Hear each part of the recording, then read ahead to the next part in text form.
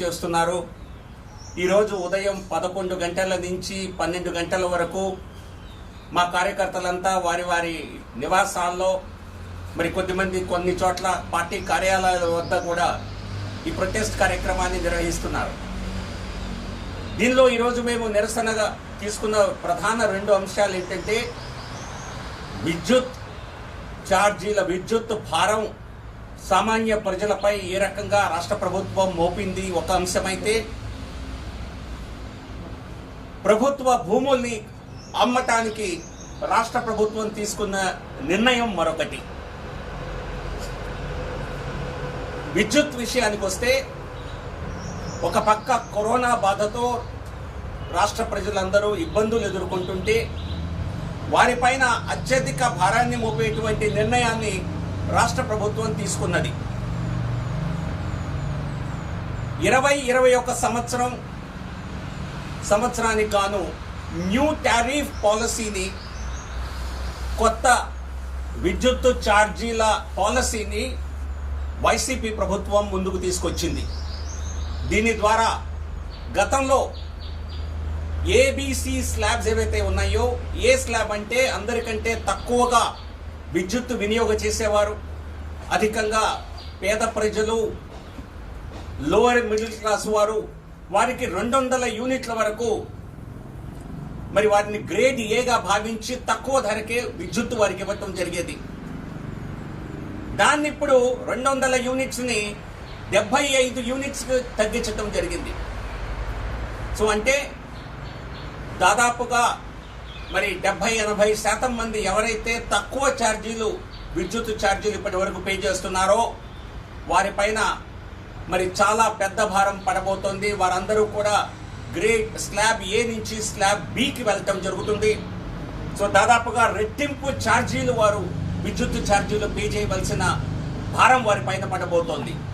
Already మరి గత 2 నెలలకు గాను ఏవైతే బిల్లులు ఇచ్చారో వాటిలో ప్రజలకు మరి కరెంటు షాక్ కొట్టేలా కరెంటు బిల్లులు ఇవ్వటం జరిగింది. కొత్తగా స్లాబ్ ఏ ఏదైతే ఉందో 75 యూనిట్స్ వరకు, దానిలో కూడా 50 యూనిట్స్ వరకు ప్రతి యూనిట్కి ₹1.45, ఆ తర్వాత 75 యూనిట్స్ వరకు ₹2.60 ఛార్జ్ చేయబడుతుంది. అలాగే స్లాబ్ బి వారికి మొదటి 100 యూనిట్లకి ₹2.60, ఆ తర్వాత 100 యూనిట్స్కి ₹3.60 ప్రతి యూనిట్కి ఛార్జ్ చేయబోతున్నారు. సో రాష్ట్ర ప్రభుత్వం తీసుకొచ్చినటువంటి ఈ కొత్త టారిఫ్ పాలసీ, కొత్త ఛార్జీల విధానం ఏదైతే ఉన్నదో దీనివలన సామాన్య ప్రజలపైన తీవ్రమైన భారం పడబోతోంది. సో అందుకే ప్రజల్లో ఆందోళన కలుగుతోంది. రాష్ట్ర ప్రభుత్వం బిల్లుల చెల్లింపుని జూన్ నెలాఖరు వరకు గడువు ఇచ్చినప్పటికీ కూడా పెనాల్టీ లేకుండా ఈ పడిన భారాన్ని తొలగించకపోతే సామాన్య ప్రజలు తట్టుకోలేని పరిస్థితి ఉంటుంది. అందుకే ఈ రోజున మరి ఈ క్వశ్చన్ తీసుకురావడం జరుగుతోంది. ఈ 2 ప్లకార్డ్స్ చూడండి, అడిగాం చూసారా, జగన్ రావాలి అన్నది విద్యుత్ షాక్ ఇవ్వటానిక, జగన్ వచ్చాడు కరెంటు షాక్ ఇచ్చాడు అని. సో కాబట్టి వైసీపీ ప్రభుత్వం, రాష్ట్ర ముఖ్యమంత్రి జగన్మోహన్ రెడ్డి గారు ప్రజలపై మోపిన ఈ భారాన్ని తొలగించే విధంగా మరి విద్యుత్ న్యూ టారిఫ్ పాలసీ ఏదైతే ఉందో దాన్ని సవరించాలి అని చెప్పి మేము భారతీయ జనతా పార్టీ తరఫున డిమాండ్ చేస్తున్నాం. గతంలో ఉన్నటువంటి ప్రభుత్వం కూడా, తెలుగుదేశం ప్రభుత్వం కూడా ఈ విధంగానే మరి ప్రజలపై భారాన్ని మోపి సబ్సిడీని సంస్థలకు ఇవ్వకుండా పవర్ పర్చేస్ డ్యూస్ని దాదాపుగా 4-5 వేల కోట్ల నుంచి 20 వేల కోట్లకు పెరిగిపోయేలా చేసింది. సో కాబట్టి గత ప్రభుత్వము విద్యుత్ రంగాన్ని సరిగ్గా నడపలేదు, విద్యుత్ రంగ వ్యవస్థని, విద్యుత్ సంస్థల్ని కూడా కృంగదీసింది. సబ్సిడీలు ఆ సంస్థలకు చెల్లింపలేదు, బకాయిలు పెరిగిపోయాయి. మరి దాని నుంచి మా ప్రభుత్వం వస్తే మేము ప్రజలకు మంచి చేస్తామని చెప్పి వచ్చినటువంటి జగన్మోహన్ రెడ్డి గారి ప్రభుత్వం ప్రజలపై భారం మోపి మరి సంస్థలకు మేలు చేసేలా చేస్తుంది తప్పితే ప్రజలకు ఇచ్చినటువంటి వాగ్దానాన్ని వారు పూర్తి చేయటం లేదు. సో కాబట్టి తప్పనిసరిగా ఈ కొత్త టారిఫ్ పాలసీని దాని నుంచి వచ్చినటువంటి ప్రజలపై భారాన్ని తొలగించాలి అని భారతీయ జనతా పార్టీ డిమాండ్ చేస్తోంది. అలాగే రాష్ట్ర ప్రభుత్వ భూములు ఏవైతే ఉన్నాయో ప్రభుత్వ భూముల్ని మరి ధారాదత్తం చేయటం, వాటిని అమ్మి వేయటం, మరి పథకాల కోసం నిధుల్ని ఏర్పరచుకోలేక మరి ఇటువంటి ప్రభుత్వ భూములను అమ్ముతున్నామని మీరు చెప్పేటువంటి నిర్ణయం రాష్ట్ర భవిష్యత్తుకి ఘాతకంగా మారనుంది. తెలుగుదేశం ప్రభుత్వం భూముల్ని మార్టిగేజ్ చేసి మరి వ్యవస్థల్ని కుంగదీస్తే ఈ ప్రభుత్వం ఏకంగా మరి వైసీపీ ప్రభుత్వం వాటిని అమ్మాలని చూస్తోంది రాష్ట్ర ప్రభుత్వాలని. ఈ రకంగా ప్రభుత్వ భూములను అమ్మేస్తే భవిష్యత్తులో మనకు కావాల్సినటువంటి సంస్థలను ఏర్పరచుకోవాలన్నా, సోషల్ ఇన్ఫ్రాస్ట్రక్చర్ తీసుకోవాలన్నా, స్కూళ్ళ నిర్మాణం జరగాలన్నా, హాస్పిటల్స్ నిర్మాణం జరగాలన్నా ప్రభుత్వం దగ్గర భూములు లేకుండా పోయేటువంటి పరిస్థితి ఉండే అవకాశం ఉంది. సో కాబట్టి ప్రభుత్వ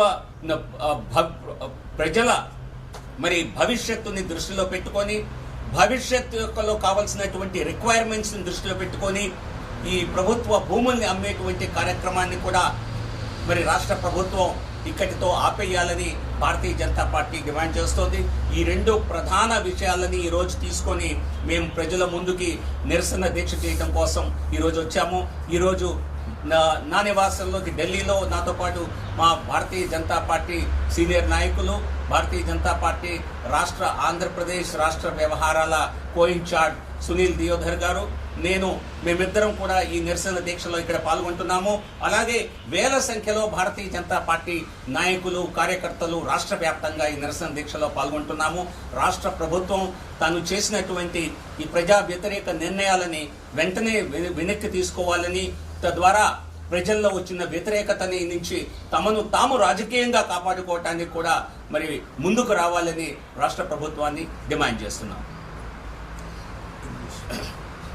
Today's protest, Bharatiya Janata Party, Andhra Pradesh cadres and leaders are protesting across the state of Andhra Pradesh against two anti-people decisions made by the YCP government in Andhra Pradesh.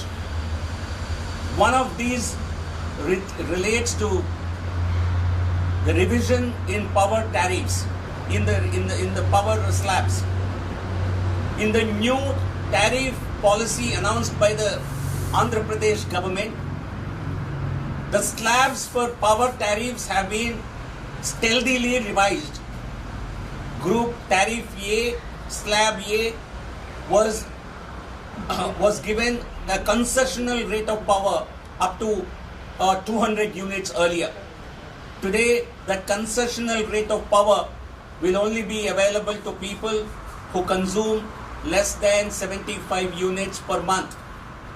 This will make a large number of those who were earlier in Slab A, now they will be considered to be a part of Slab B, where they will end up paying more than double the price for every unit of power they consume. And this is certainly going to burden the common man in Andhra Pradesh. The bills that people have received for the last 2 months are several times more than the bills that they usually were getting before the lockdown.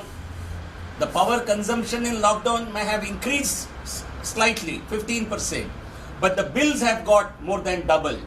So certainly we now demand that the YCP government led by Chief Minister Jagan Mohan Reddy should revise its tariff order and restore the earlier tariff policy which was in implementation for 2019-20, because this is not the time to burden common people who are already suffering from the losses due to the corona breakout in the country. So certainly the common people need to be given relief and not to be burdened with higher power tariffs. And as regards the second issue, Andhra Pradesh government has decided to sell select parcels of land in Visakhapatnam and Guntur to fund its populist programs. See, selling government land in this manner will certainly deprive the state of Andhra Pradesh and its people from the public use that these government lands can be put to in future. Government cannot sell away all its lands because that will really deprive it of expanding social infrastructure like setting up of hospitals, setting up of educational institutions, and for public infrastructure like bus stations, railway stations, so on and so forth. So certainly it's a decision that will hurt the future prospects and future interests of the government of the people of Andhra Pradesh. So we therefore demand that the government of Andhra Pradesh should reverse both its decisions and not really implement them further, because this will be detrimental to the interests of the people of Andhra Pradesh. So we want a government which is coming to office promising a betterment for the people of Andhra Pradesh.